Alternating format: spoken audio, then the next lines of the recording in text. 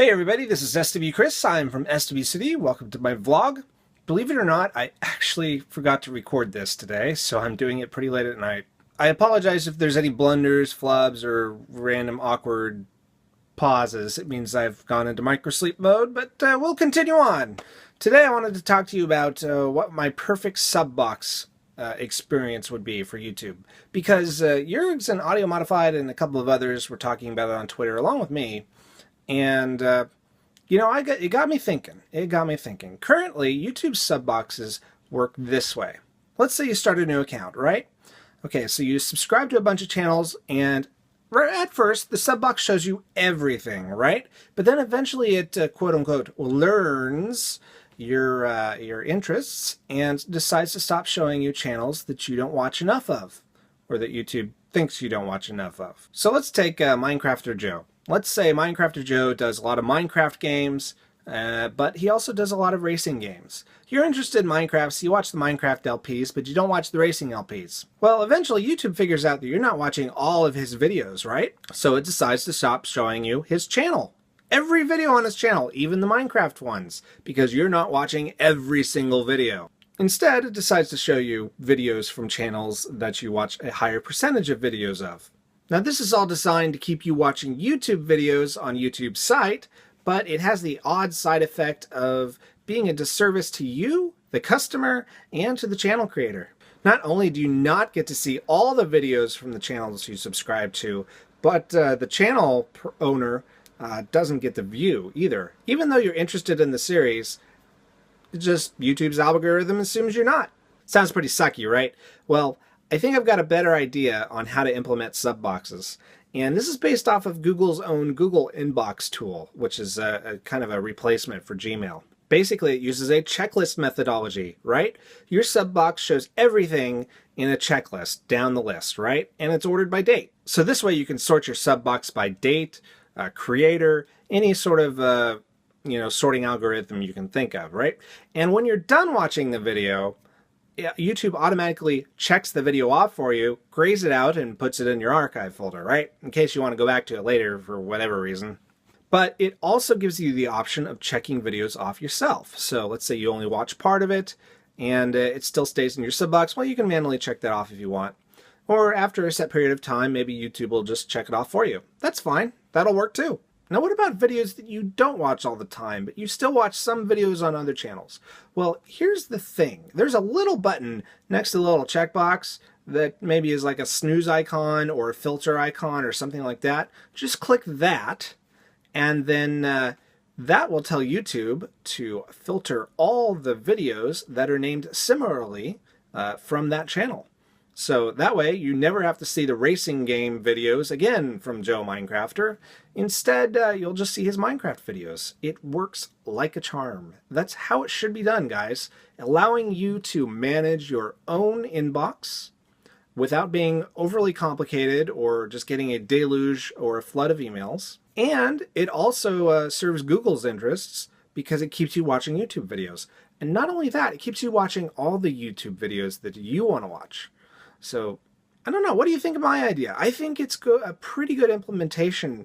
And I think when Google revisits sub boxes, they should really consider taking an idea from their Google Inbox team and implementing it. Let me know in the comments, because I really think this would actually be an improvement for everybody involved. Anyway, I did get a couple questions in my last vlog, so I'm going to go ahead and visit them. Debleo Bob says, how would you say you've evolved over time on YouTube? Have you grown to be more comfortable in front of the cameras since when you first started YouTube?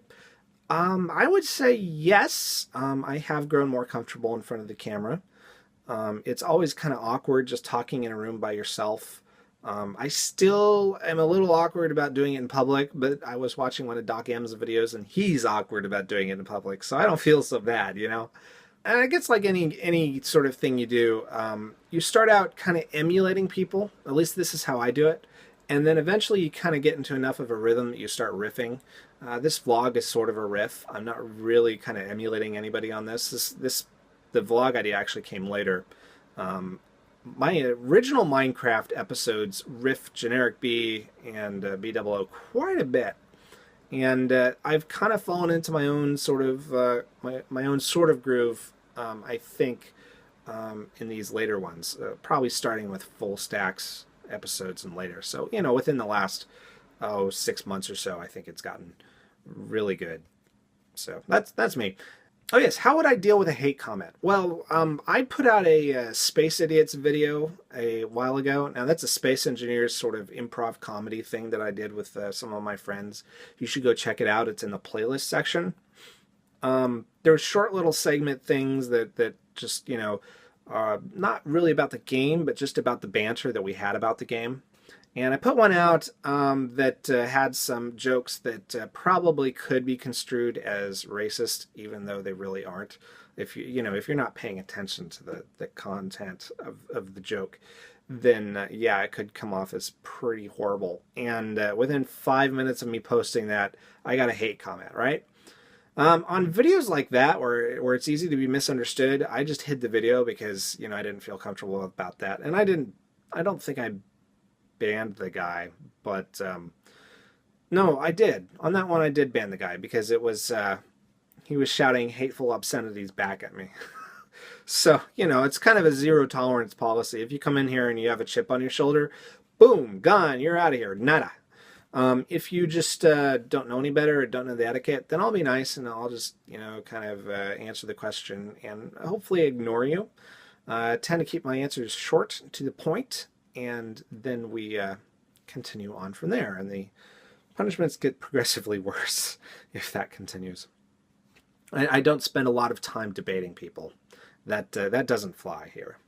Nick Gray asks, I love your voice. Can you read a story? Well, I do voice acting, so you can check out some voice acting stuff in the Star Wars fan audio community. If you go to starwarsfanworks.com and look up my name, Chris Walker, you'll be able to find some stuff. I have also got a audio drama on Audible where I affect an English accent, which I think is okay. And you Brits will have to let me know. And it's called Stitched Crosses. So look that up. All right, last thing is a final comment from Eccentric4, which, by the way, you should check out his channel. He's doing videos on the SMB server as well. But he says the beard is itchy and it's just something you have to live with. So, you know, thanks for the feedback. I guess I have gotten a lot more used to it, although it kind of weirds me out still at sometimes. Like, I get these kind of crawly feelings sometimes where I just want to shave it off immediately. I don't know if that ever goes away, but, you know, we'll see. Anyway, that's my vlog. If you have any questions or comments, go ahead and leave them in the comment section below, and I will reply to the questions in my next vlog next week. Now, remember, I do these videos to help you one-up your own life, whether that is inspiring you to do something creative on your own that you're good at or that you want to be good at, or if it's just making you think about something or to distract you from a sucky day. That's my aim with these videos. If I've managed to do that, please like this video and don't forget to subscribe. And we'll see you next week on the vlog. Till then, auf Wiedersehen, arrivederci, hasta la vista, bye-bye.